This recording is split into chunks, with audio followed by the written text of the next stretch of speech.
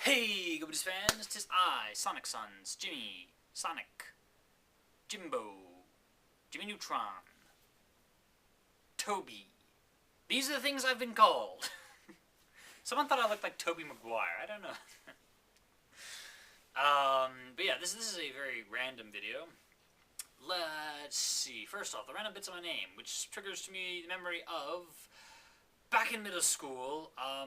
I would have these random weird events where a bunch of guys would surround me in the hallway.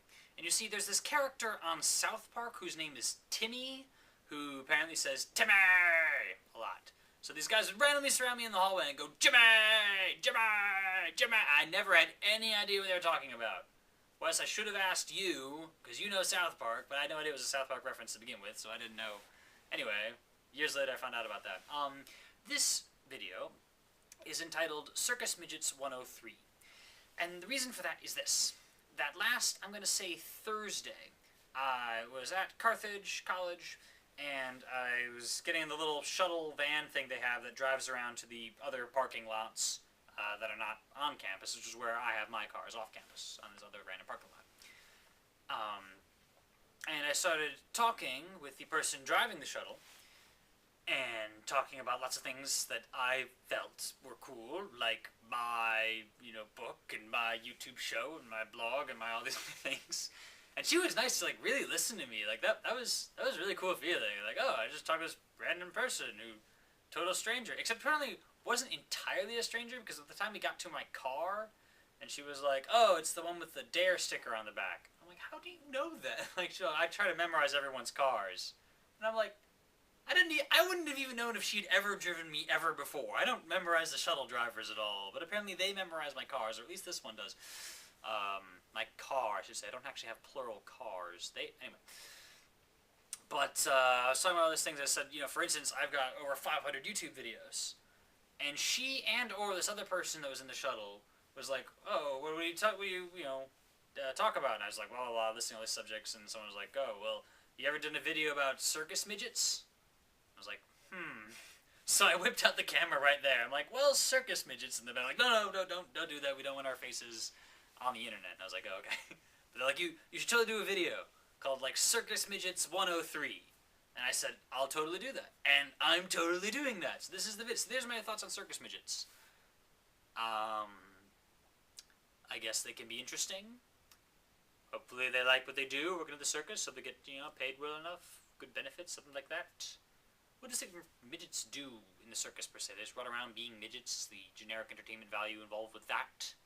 See, what might be interesting is a circus of just midgets. That way you're not, discriminating in any way. It's not just midgets doing midgety things. There's midgets in all sorts of walks of life. There could be midget clowns, there could be midgets of people that, ride their horses, and midgets doing, magic tricks, and midgets. So this is what I do, you see, with every idea in the universe, is I just go with it. Anyway, there's thoughts on circus midgets for you. Let's see what else I have to say. I've got cat people, and can I complete the trifecta? Not really. And the thing that has nothing to do with cats. Okay, maybe I'll figure out a way to do that later on. As for the subject number one there, cat. I have a cat. I have two, actually. One of them's named Gigi, and Gigi has uncovered the doorknob principle. You ever see that Far Side comic? Dog scientists tried to uncover the doorknob principle, and they're all, working on it. Yeah, so my cat has apparently beaten out the scientists because he's learned to actually jump up at doorknobs. More particular door, handles that can swing like this, as opposed to a knob, which is circular, much harder for cat paws. But it'll jump up at the door thing, and sometimes actually manage to open it, though he won't do it when I'm around. I heard him messing with it, and then, I went up to look with the camera, and then he just looked at me. So I had to set up the camera and then walk away, and then he did this thing. Anyway, that's interesting. Cat-like people refers to the movie Avatar, which I saw quite a while ago, actually, and I've been meaning to do a Go-Base video on that for a while. I saw it twice in theaters.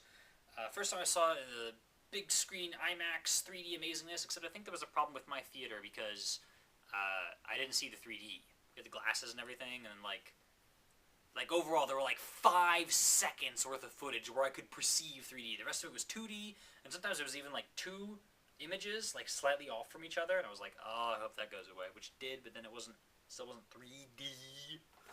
But I talked to other people, and apparently they were impressed by the 3D at their theaters, so apparently there was... Also, it wasn't just me, because there was someone with me who also did not really see the 3D.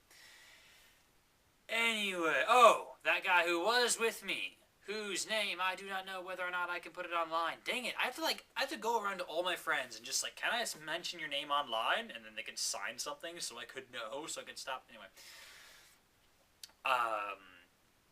The both of us watched it, we both thought it was a really good movie. Wait, he wasn't with me, no, I saw this twice. He was with me on the non-3D thing. My dad was with me at the 3D thing. Okay. I might start this video over just to undo that little error I just made, except I've already done this video once, and I just want to get it done. The first time was too long. Anyway, friend of mine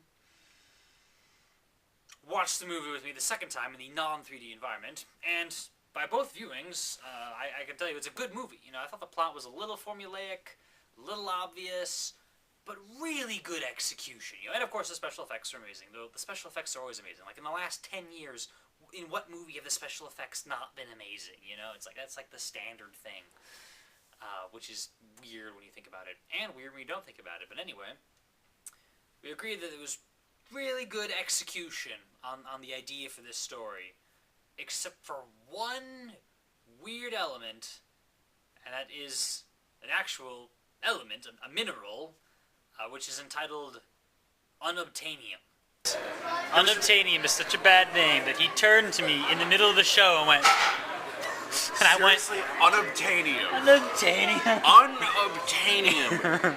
Are you fracking kidding me? I can put that clip on the internet if you like. Oh, sure, do that. Alright. Yeah, he's been wanting me to put that footage up for a while. Let's put it up again. Unobtainium. Unobtainium. Unobtainium. Like, what? This thing was in development for like 10 years and millions of dollars, and the best name he comes up with is unobtainium. Like, was that his first choice, or was that did he narrow it down from, like, you know, hard to findium, or guys, where is it dite? Those jokes actually from a friend of mine, Dima. Anyway. Like, yeah, what the heck? Like, the two of us just spent, like, the next hour, like, after we saw the movie, like, what the heck? That was so good, except for unobtainium. Also, flux vortex. If that had anything at all to do with the vortex, it would have been fine with me. But it didn't. So basically, they just took two of the most cliche words in sci-fi and threw them together. Flux vortex. Like, how about a quantum flux vortex... teleport ray gun power grid particle? Like, you know, just give it a name. Call it like the Berdinsky effect, you know. And then, oh, Berdinsky, okay, that would make more sense. But well, whatever, right? The other thing, which had nothing to do with cats, is there's a webcomic called Star-Crossed Destiny, which has been going on for quite some time, though now it's sort of dead in the water, really, which is sad. But it is written and illustrated by Juno Blair B. Juno Blair is also in a band called Absinthe Junk, and I made a video about Star-Crossed Destiny. I exchanged some emails with Juno, and I found that she was touring, and she'd be coming by Chicago. So, some amount of time ago, I don't remember the exact date, I went down to the Elbow Room in Chicago, and I saw her, and it was great. This is me with Juno. How cool is that?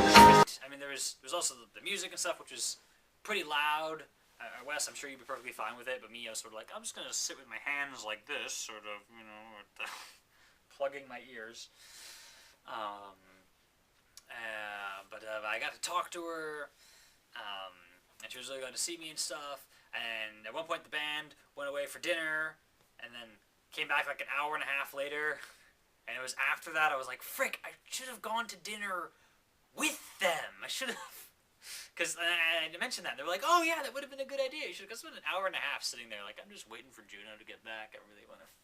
Anyway, those are all the random things I mind. Hopefully I haven't gone over the 10-minute mark. Thanks for watching. See you later.